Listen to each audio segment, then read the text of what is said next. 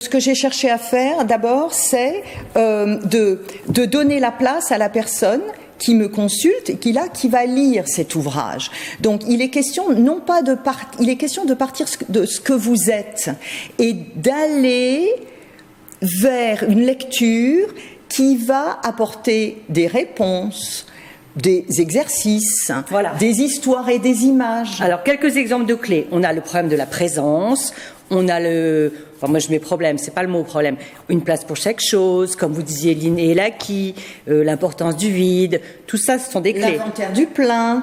Avant de nous prendre la tête sur tout ce que nous n'avons pas encore, faisons un inventaire de tout ce qui a déjà été accompli.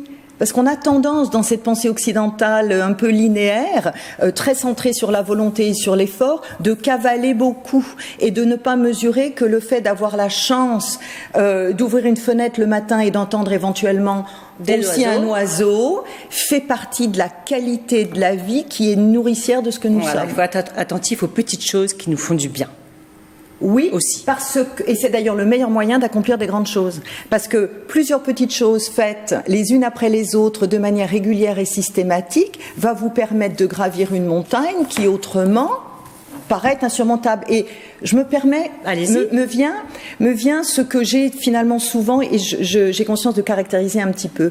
Donc, d'un côté, des personnes qui peuvent être, moi, dans des moments d'agacement, des personnes qui vont avoir le sentiment de ne jamais pouvoir arriver à quoi que ce soit.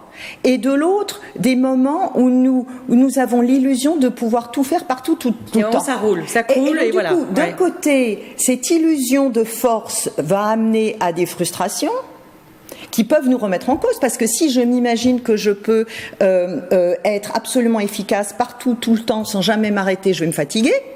Ou je vais rencontrer un obstacle, qui est potentiellement la source d'une remise en cause. Mais si de l'autre côté, je crois ce qui m'a été dit à l'école, ou par ma famille, ou par les codes sociaux, et que je n'ai pas de place pour faire vraiment ce que je veux, on se retrouve dans des extrêmes qui n'ont pas de sens. Mon travail, c'est un travail de repositionnement au milieu de ces extrêmes. D'accord. Parce qu'il y a toujours une petite chose que vous pouvez quand même faire, si elle est alignée avec ce que vous êtes.